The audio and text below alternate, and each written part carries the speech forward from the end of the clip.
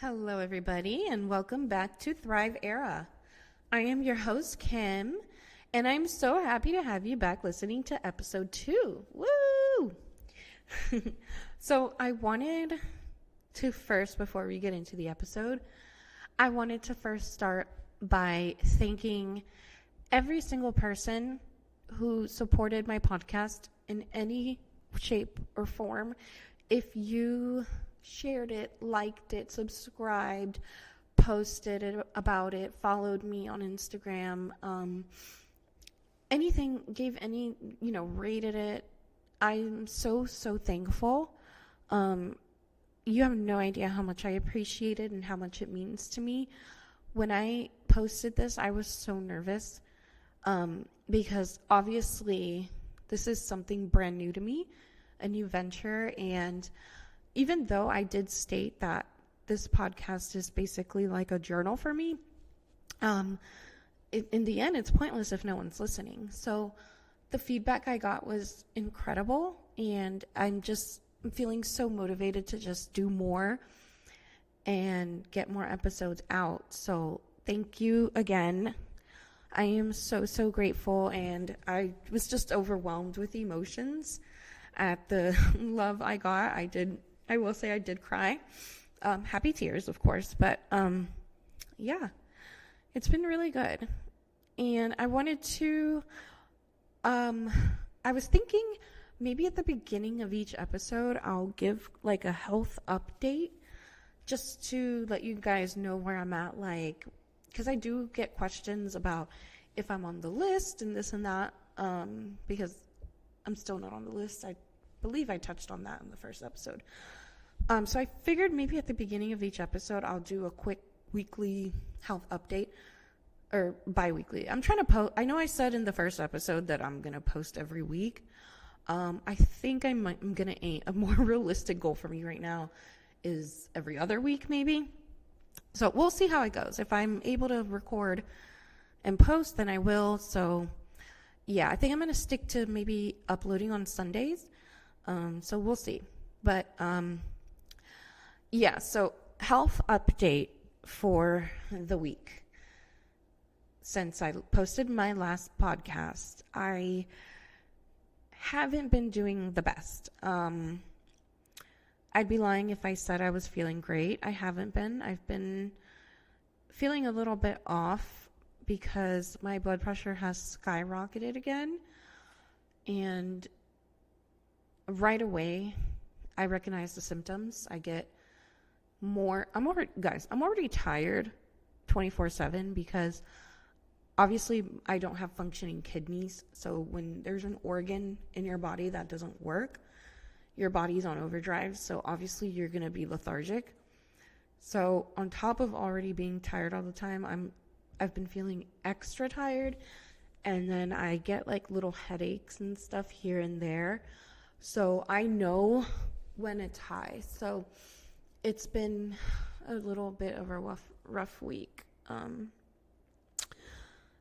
But that's okay. That's how it goes when you're chronically ill. You could have a really good day and then out of nowhere you feel awful.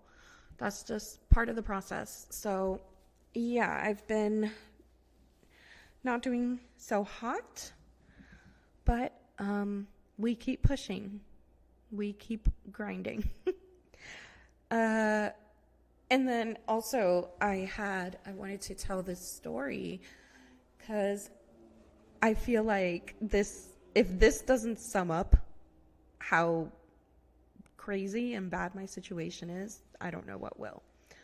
I had an appointment with a cardiologist recently, and I'm sitting in the room waiting for the doctor to come in and see me. And this is how you know it's bad. She walks in, and the first thing she says to me is, "You poor thing. How are you feeling?" And I was just like, I kind of laughed because how do you answer that? And then she goes, "I was reading your chart, and oh my gosh, she was in disbelief of everything I've gone through since she last saw me, because I saw her back in December, of 2023. I forget what year we're in. So I saw her a few months ago in December, and I haven't seen her since. And since I saw her between December and April, I saw her in March. Between December and March, I had gone to the ER probably like 4 times, admitted twice, had a seizure. So she's like, oh my God, you poor thing. And then she goes, can I give you a hug? And I literally looked at her and I was like, I don't know, because I'll probably start crying. And she goes, well, I'm going to give you a hug. And then she gives me a hug and I start sobbing. So, if that doesn't narrow down my situation and how bad it truly is for a doctor to pity you, because, you tend to think of doctors kind of like emotionless just because they see so much all the time. So that's kind of a story I thought I would share. And I'm not sharing this for pity, guys. I'm not looking for any pity from anybody. I'm just sharing the reality and things that actually happened to me. So I thought, that'll be kind of an interesting thing to see what my health updates are. So moving on, after I posted the first episode, I was thinking that week, and I was like, you know what? I only spoke about my illness. I didn't tell you guys anything about myself, like as a person. So I was like, there's more to me than my illness. My illness at the moment is obviously a huge part of my life, but I don't want to let it define who I am only. So I thought for this episode, we'd keep it on the lighter, fun side. And I would just kind of tell you guys a little bit about me, get to know me just a little bit better for those that don't really know me and are listening. So I thought I would do that and just give you a little bit more of an insight of who I am besides my illness. So I was born in Puerto Rico in December of 1990. So that means I am 33 years old. I think I stated that in the first podcast, first episode. But aside from my health issues, I do have to say I love being in my 30s. I feel like in my 30s, I've been the most secure with who I am as a person. And you kind of, for me personally, like I just don't really care as much what people think about me. Like, if someone doesn't like me, great. If they do, even better. But my life doesn't revolve around what people think about me. And it's really nice. It's freeing. So anyways, I lived in Puerto Rico till I was about 5 or 6 years old. And then my parents moved us here to the States, me and my sister. I have one sister and no other siblings. And then I've been here in Florida ever since. So I am from Puerto Rico, but I don't really know anything about the island. Like, you can put me there and I wouldn't be able to tell you anything. And I also don't really have a relation other than my immediate family, my mom, dad, and sister. I don't really speak to any of my family in Puerto Rico. I don't know them because I didn't grow up with them, and my parents don't really keep contact with anybody. So I don't really know my family, which sucks, but that's how it is. But I will say I am really close to my husband's family, so they've really filled the void for me of like extended family.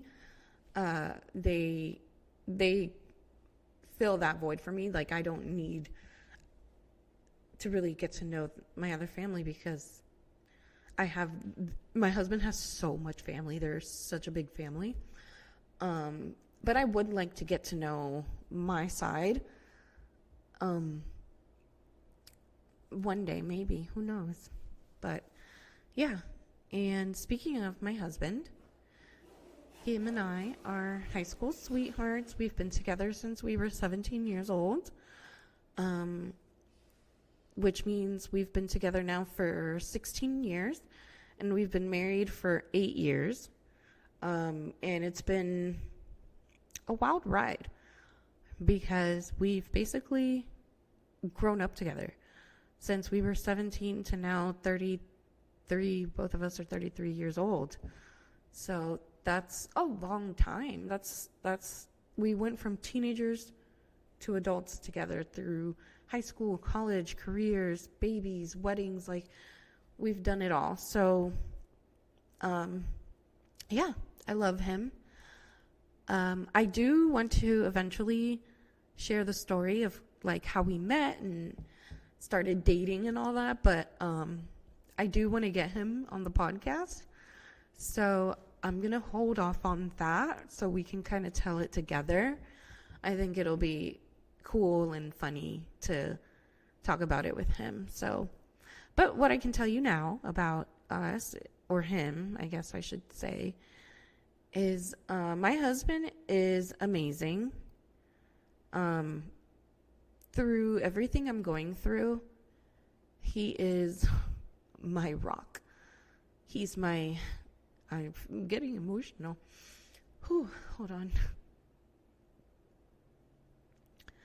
He's my safe space through everything I've been going through. And oh my gosh, I did not think I was going to cry this episode. This was supposed to be light and fun.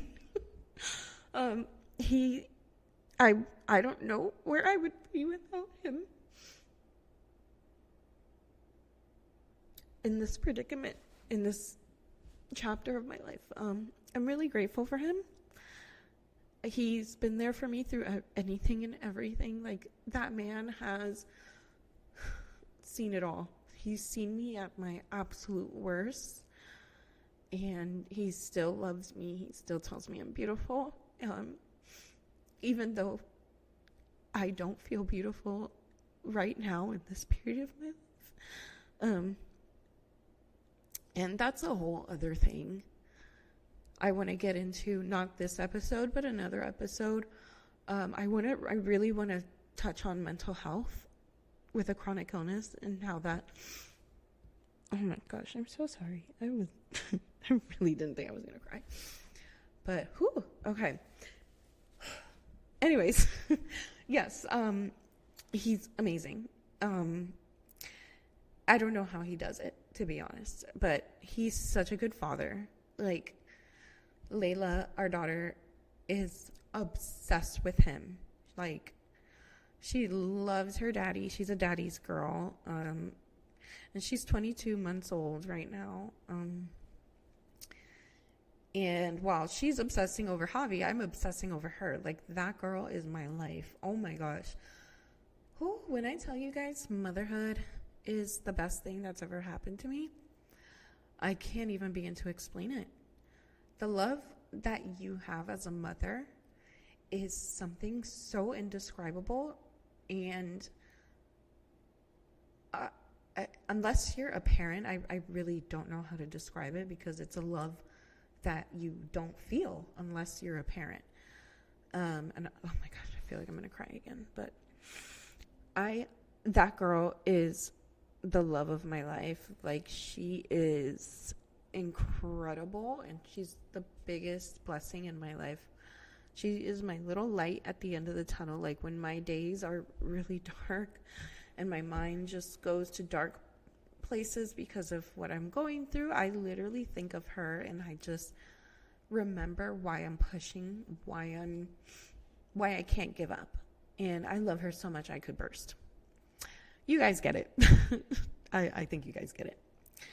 So anyways, yes, and she is so cute. Like, she loves to dance. It's so funny. She's just like me in that sense. Actually, a lot of people don't know this unless you're like super close to me, but I love to dance. Ever since I was walking, like my daughter, I was dancing. I remember my mom used to say I used to like do circles in the kitchen and pretend I'm a ballerina. And I was just always dancing. That doesn't mean I'm any good. I'm not claiming to be a good dancer, but I love it. It's just so much fun. And I was never in classes or anything. I always wished I was, but that just wasn't a luxury growing up. But that's okay. It's just fun. Actually, back in my pre-mom / pre-chronic illness days, I was, if you know me, you probably know what I'm going to say. I was known for something, and that is drunk splits. So, fun fact, well, I wouldn't say it's fun, but it's a fact. I actually tore both my hamstrings from doing drunk splits. And no, I did not tear them at the same time. 2 different times, 2 separate occasions, years apart. But both times were due to drunk splits. So actually, I'll tell the story of the first one because it's pretty funny. The first time I tore my hamstring, I was celebrating my 25th birthday. And I had me and all my friends, we were dressed up as 80s fitness people. And then my husband and all his friends came along because a lot of us are dating our spouses and stuff. We're all like close friends. So the guys and the girls, we were all dressed up like 80s fitness people. And we went downtown like that. And it's just funny because it's in the middle of it's in December. So it's like, it had nothing to do with anything. So I really wanted to go out like that. So we all went, and when we got to the bar, everybody was like looking at us and kind of like high-fiving us and stuff, just like giving us attention. And I think people thought that we were like a support, like a performance, like we were there to perform, or like a secret, I don't know. Because the way people would look when we would walk into a bar was just like they got excited. Or they were like, whoa, what's that? Like, like what's going on? So I think people thought we were like there to perform, but no, we were just there to have a good drunk time. So anyways, so we were at one of the bars because we went bar hopping. And I remember I was in the middle of the dance floor and there was a circle of people around me. Because mind you, I was the birthday girl, so I was hype. And I'm in the circle, I'm dancing, I'm feeling it. People are cheering me on, so I'm like I run this. So in that moment, I was just so hype. I decided, you know what? I'm going to do a split. Like, they don't know what's coming. So I do a split. And in that moment, I tore my hamstring, but I didn't feel it because I'm assuming I just had so much adrenaline going. Like I was on a high. I was on cloud 9, like, and I was drunk on top of that. So anyways, I do my split. The crowd goes crazy. Everyone's like, "What?" My husband's like, "That's my girl." Like, it was just crazy. So later that evening, we're home, we're in bed, and I wake up in the middle of the night in excruciating pain. And I just remember looking at my boyfriend. He was my boyfriend at the time, my husband now. And I was like, I need to go to the hospital. I'm dying. I'm in so much pain. You have to take me. And my husband's an athlete. He's played soccer his entire life, so he's familiar with injuries like that. And he told me, he's like, I can take you, but like, there's not really much they can do. This is kind of like a self-healing injury. You just got to let it heal. And I was like, no, you're wrong. I'm dying. Like, you got to take me. Like, I was literally crying, like tears flowing down my face because I was in so much pain. Anyways, long story short, I ended up not going. I probably went back to sleep because I was drunk anyways. And that hurt for a while. It took so long to heal. I remember it took probably a good year or so to finally heal. And even like to this day, I gotta like do like stretches before I can get into anything. And then the second time I tore it was we were having a Halloween party at our house, and once again, I'm feeling good. I'm hype. And I remember in my head, I told myself, last time I did a split, I tore my hamstring. So this time I'm going to do a split with the opposite leg, like forward. So I do that. And that was my leg that, you know, how there's always like one side that's more flexible than the other. That was the side that was not as flexible. I tore that hamstring instantly, and I heard the tear. Like I heard it and I felt it immediately. Like literally the second I did the split, I heard it and I felt pain right away. And I just remember like taking shots, trying to like numb the pain with alcohol. And once again, I was like in excruciating pain, but I just remember like limping around the house because it was at our house for the rest of the night, and just going to bed and being like, I'm done. Yeah, so that's how I teared both my hamstrings. Honestly, those were such fun times. I don't regret any of it. It's funny memories to me now. But actually, to piggyback off of that, I'm actually completely sober now. I stopped drinking because of my health issues. But I'm just so used to not drinking now that I don't know if I can go back to it. I just feel better not drinking. I remember waking up hungover and anxiety and all of that.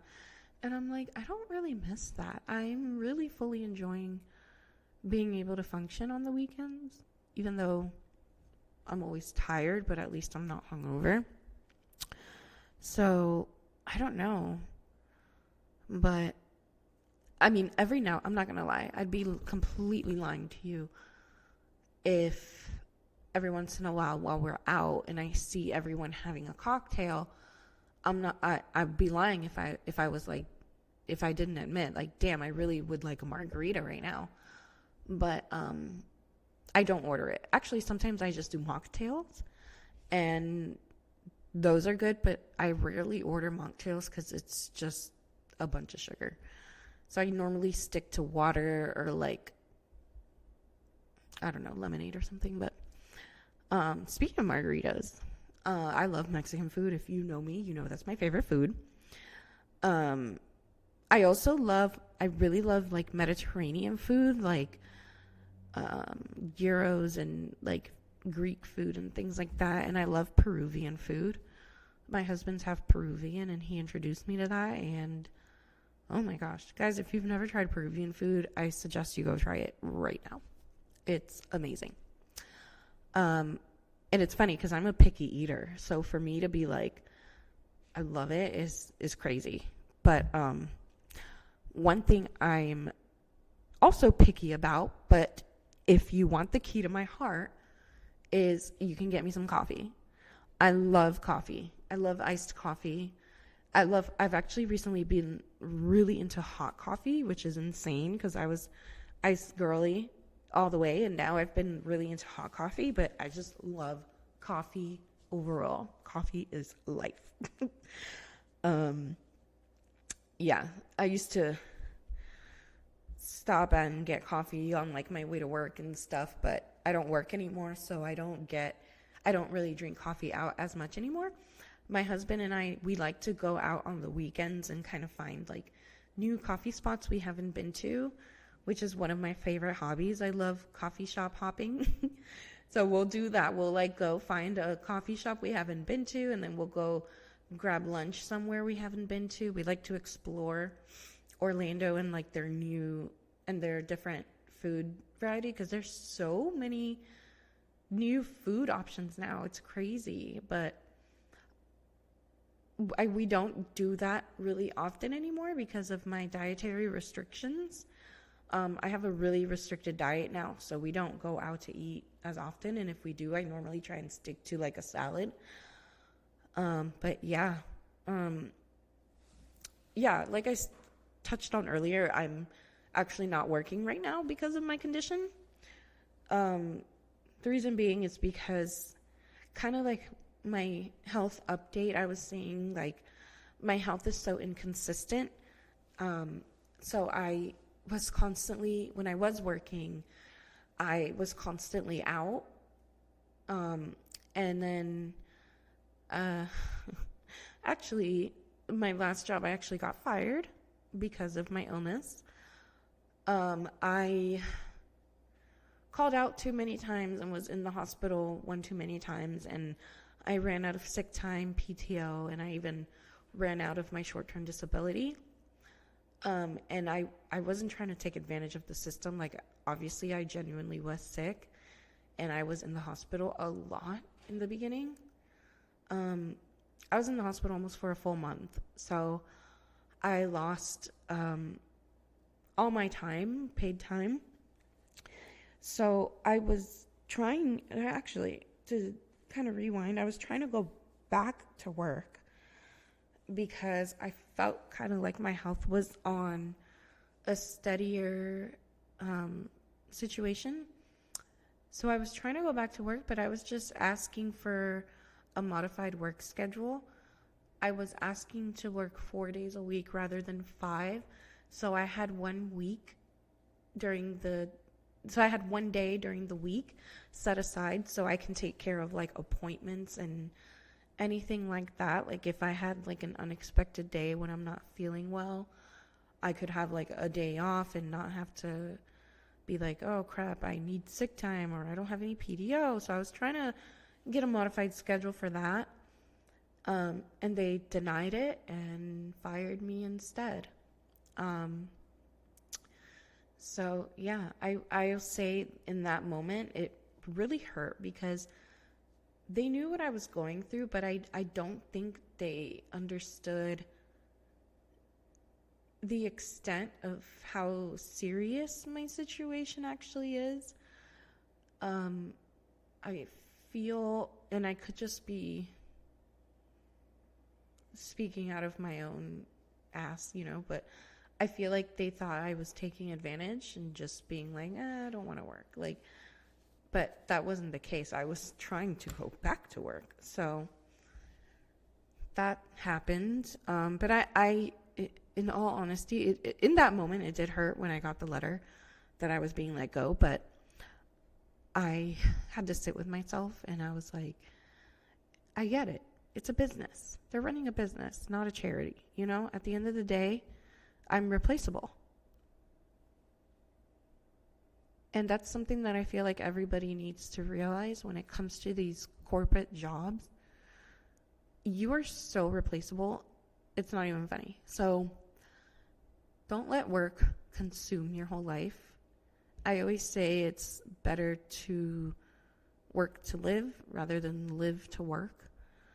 Because at the end of the day, they don't really give a shit about you. But I didn't take it. I took it personally at first, but then I really thought about it, and I'm like, it's a business. It's not personal.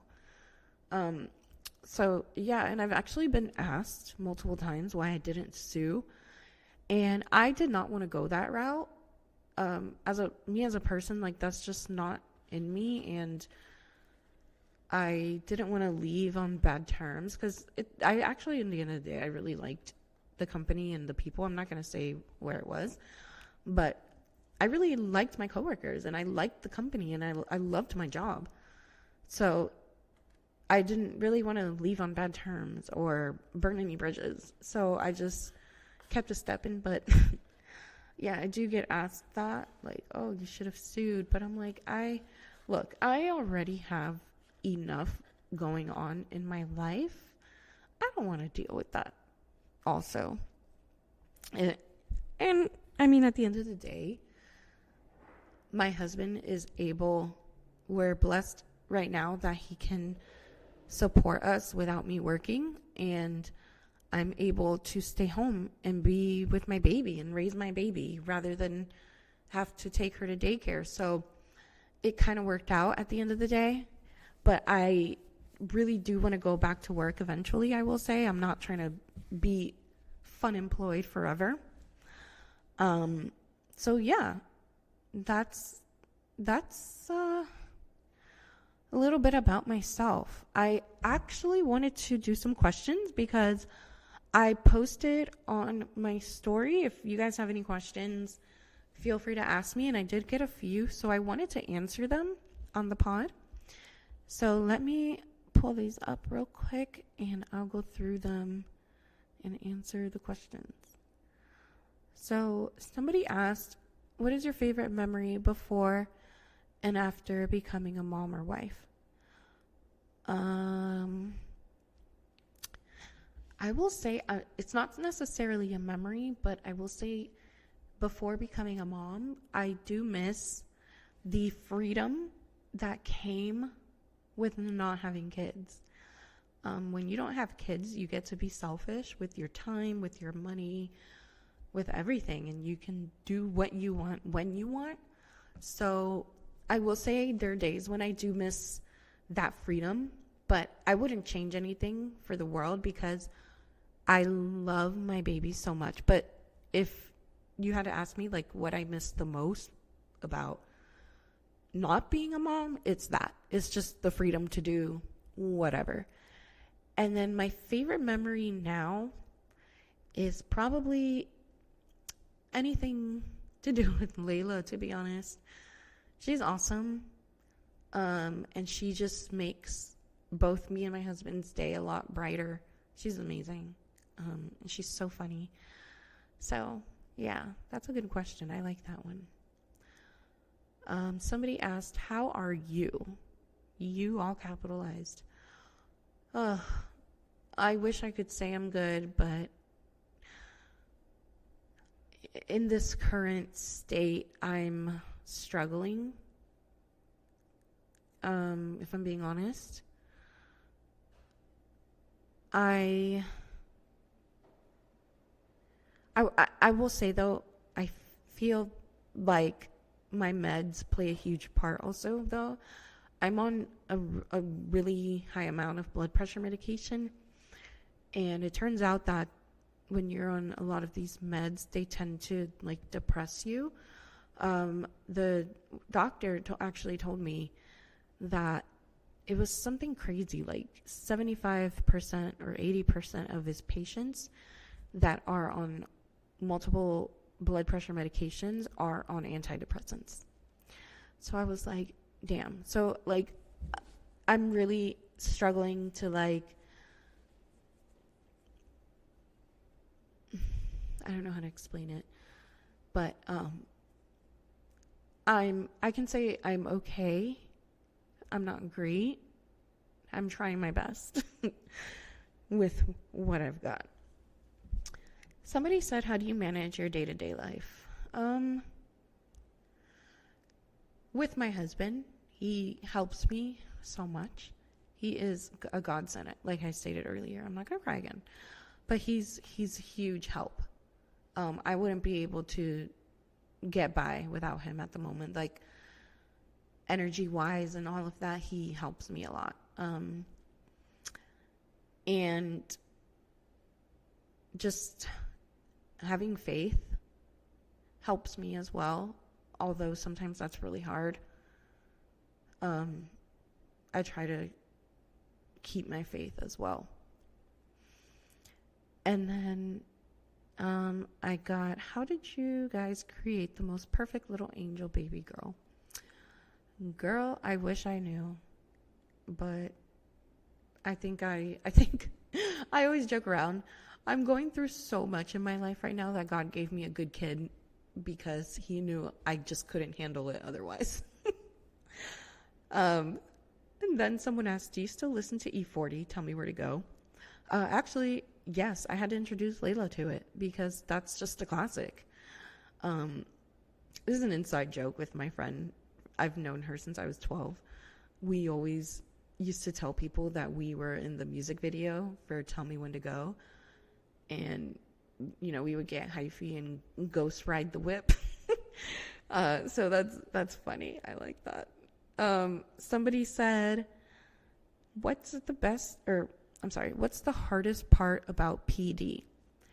PD means peritoneal dialysis, by the way, which is the dialysis I'm on.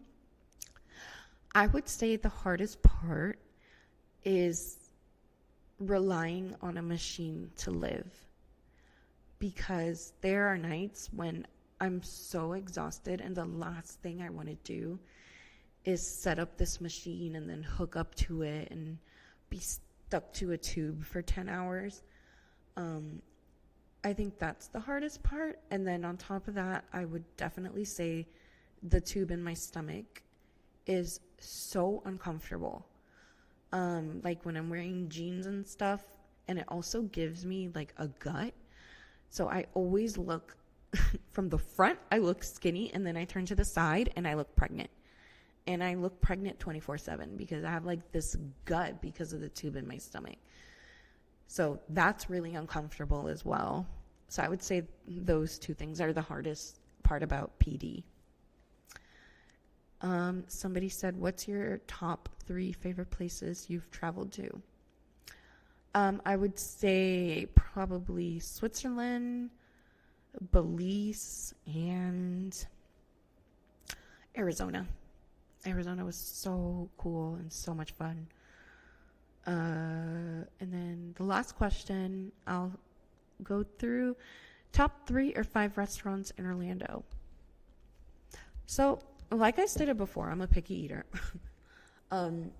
So my restaurants now are a little bit different, but I love La Hacienda. It's a Mexican spot, and we go there pretty often. They have the best Mexican food. I don't care what anyone says. It's the best. And then I love the Greek Corner. That's another place. If you like Greek food, that place is so good. And then, let me think. My favorite restaurant ever was Olea, but they closed down everywhere. Oh, it broke my heart. They had the best food. It was also kind of like a Greek, so it was like a Chipotle version. It was like a Greek version of Chipotle. And that was my favorite place in the world, and they closed down. Yeah, I love this place called Just Salad. It's a place for delicious salads. And then I really like any coffee shop. I love coffee shops. Yeah, those are some of my favorite places. And then I'm going to do one more question. And it is, what's one goal you're currently working towards? I'm going to say this. Well, 2. There's 2 goals. I'm working on my podcast. I want my podcast to do well. I think it'll be cool to have a good amount of audience. I'm doing this more for fun, but it's a goal of mine to at least make it good. So I would love to see my podcast do well. And then my other goal is to finish school. I'm working on my bachelor's degree because I never finished college. So I decided to go back and finish. So that's my other goal. I should be graduating in December. So I'm really excited about that. Hopefully, if everything with my health stays kind of like where it's at, I'll be able to finish. So those are my 2 goals right now. Yeah. So, yeah, that's it. Thank you so much to everyone who submitted questions. That was really cool, and I appreciate you guys interacting with me. Like I stated, I'm going to try to post bi-weekly and have episodes on Sundays. Every other Sunday is kind of what I'm aiming towards.